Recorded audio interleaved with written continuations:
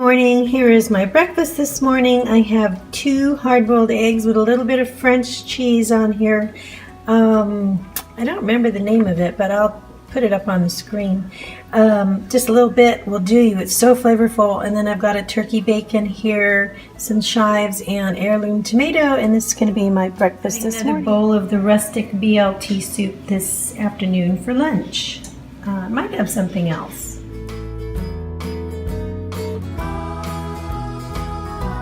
Everybody, this is my breakfast today. I'm having a turkey sausage, and this waffle is made up of 2 eggs and 2 tablespoons of coconut flour, just a dash of salt, and just a few sprinkles of stevia, and it made this wonderful little waffle, and it's really amazing. I think it would be considered a paleo dish. And I've got some of the 0-point scoopable apple pie that I made from Hungry Girl. I'm just going to put that right up on top here, just some of it, so I can take a nice little picture. And this is going to be my breakfast. And I believe that the waffle itself is about 6 points because each egg is 2 and the 2 tablespoons of coconut flour is 2. And then this, I have to look up that. I think that might be 2 points too for the sausage. I can't remember, but I'll put it up on the screen. Anyway, I'm going to try this out.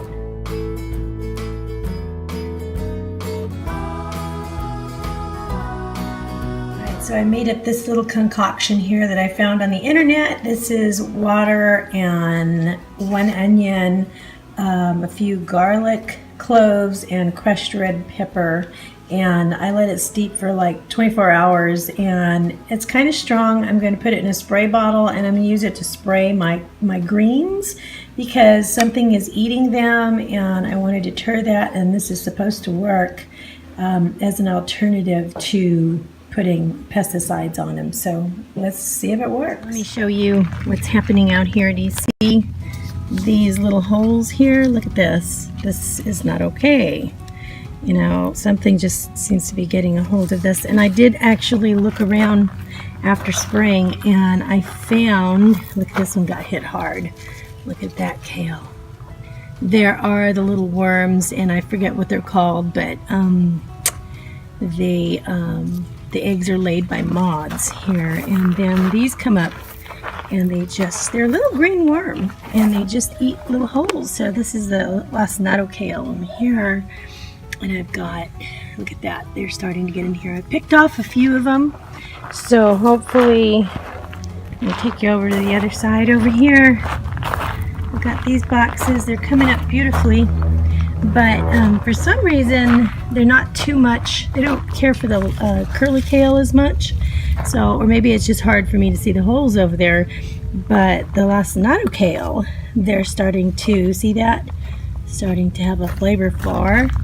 And then over here where we had the Brussels sprouts, they're coming up beautifully, but look, I picked one off of here as well, and he did some damage already. So I really want to, I hope this stuff works. I hope it deters them. I may end up having to cover them at night, because I guess if you cover them at night, it might be able to deter them from coming in, the moths from coming in and laying eggs. So far, these seem to be pretty good. Right, I found one of the teeny tiny worms. They get bigger than this, but I don't know if you can see that. See that little worm right there? That little sucker is what is causing all my problems. That little thing right there. Where's the fly? Look at him, he's moving around. What does that fly do? Checking out some of the eggs are actually hatching on one of the leaves here. It's hatching! So we're waiting for Dad. Honey came home and he said he would go on a bike ride with us. So isn't that awesome? So we are ready to take off. Here's my lunch. I've got collards and kale mixed together with some shallots and chicken bone broth. And that was cooked also with a little bit of farro and a hard-boiled egg. And that's my lunch.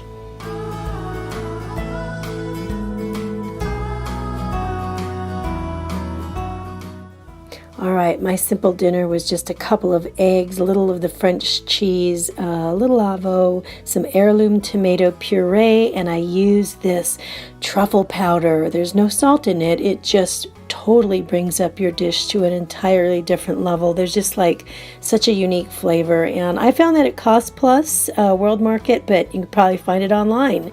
A little truffle powder just made all the difference. Everybody, this is not the best lighting to shoot in, but it's okay. I needed a moment. Sometimes moms need a timeout moment. And this is Thursday morning, and I got 3 little boys, so sometimes they wake up in the morning and they just spar, and everything's a fight. And so you just have to handle it. And then you just need a moment to kind of de-stress. So I'm out here doing that. They're having their breakfast. We just had a word together. And I was going to take them with me to a nursery nearby to buy some ladybugs for the garden. So we're going to do that. And then we're going to pop by Bubby's house, Calvin's house. They call him Bubby. And Calvin's going to come home with me, and we are going to Russell's today together. Russell's is the community college restaurant. They have a wonderful culinary school there, and I ate there last week. I'm going to go back with Calvin today, and we're going to enjoy that. Now, Calvin has a couple of culinary degrees. One of them is in management, and the other one is in, oh, crying out loud, what is it? I'll have to ask him. It's actually in cooking. But so anyway, we're both foodies, and it's going to be really fun. So I'll take you with me when we do that. But I was thinking, just got a phone call. Okay, so you've noticed that I'm being a little less fearful with my fats lately. I'll add in a new little type of a cheese, or I have been adding a little avocado here and there, things like that. And I'm not afraid to eat the yolk, especially on an egg. I think that's really beneficial if you start looking into that. There's people that are either on one side of that or the other, and I've been on either one side or the other, and I'm finding the other is working really well for me. And I'm not afraid of the cholesterol thing, because I know a lot more about, what brought my cholesterol up and how to keep that down. And, I went from eating, no cholesterol and having super high cholesterol to eating cholesterol and having much, much, much lower cholesterol, and finding out that less cholesterol I eat, the more my body will actually make. Anyway, there's a long story there, and I would gladly talk to you about it if you want to ask me any questions. But lots of blood work and lots of proof on that. But anyway, one of the things, as I was putting my makeup on this morning, I was remembering that back when I was super low fat to no fat, I didn't have any animal products, and there were years that I was a vegan, and some people can do it and do it well. And I really tried to do it well, but I just kept running in. For me, I kept running into obstacles. And one of the things that I noticed when I was putting my makeup on back then was I had developed over time of not having fat in my diet, and just trying to keep it super low, was that underneath my eyes had become so scaly and dry that I actually had to scratch underneath my eye. And underneath your eye is one of the softest tissues on your body. In fact, they say when you put your makeup on, put the weakest finger, which is the ring finger, use that to actually spread the makeup underneath your eye so that you don't tear the tissue. And back then, I just was starting to have some cracks, and it was really super dry. And I said, gosh, is this it? So I started seeing these really weird wrinkles, and I said, is this it? Is this what's gonna, I'm just gonna get old and all these horrible wrinkles are gonna be here. And it was super itchy though. And I thought that was really weird, but it didn't really go away until when I changed my diet and I started putting in the healthy fats, and I was eating eggs again and things like that. It just went away, and, it's never happened again. And I thought that was really interesting, but also, you know, I found out a lot about hormones and how important fats, healthy fats are for hormones. I mean, gosh, that they really are fed that way. And if you don't have healthy fats, I mean, you can get away with, you know, some people say, well, you know, I'm losing a lot of weight by having no fat. That makes sense. It does, you know, you know, because you're probably cutting calories too. You're probably cutting sugars and things that are carriers of sugars and other extra calories. It's not just the fat that you're probably cutting, but there's other things to consider too. Another thing is that if a person probably has a lot of weight and they're losing the weight and they're able to live without the fat, well, that's because you're actually consuming your own fat, and you have fat in your body that you're consuming that has all kinds of stored items in it. And once you deplete that store, that's when you really need to watch and make sure that you're adding in some fat. Make sure that you're getting some somehow. Make sure that you're, you know, watching your nutrients, because your storage is going to be gone, and that's when you're going to start running into depletion. You know, so my sister, I had a sister who was pretty heavy, pretty overweight for years, and she went through a gastric bypass. And when people do that, you have to be careful that you don't go through nutrient. It's really hard for you to absorb nutrients, you know, and you're not getting enough food. And she went through that, and she lost a lot of weight, and all of her fat storage was gone. And then she went into the hospital for, was it a zinc deficiency? I know she was iron deficient. She may have been completely out of iron.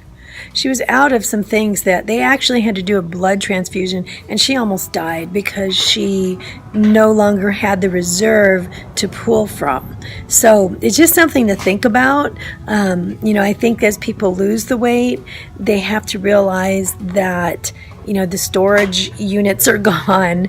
Watch the nutrients, watch the fats, a lot of vitamins and minerals are actually fat soluble, so you have to have them with fat in order to digest them and utilize them in your body. So it's something to think about. Just something I thought I would mention today for, you know, those of us who are getting to that point where we're getting really close to our goal weight. Watch those nutrients so we don't start running out of our minerals and things like that.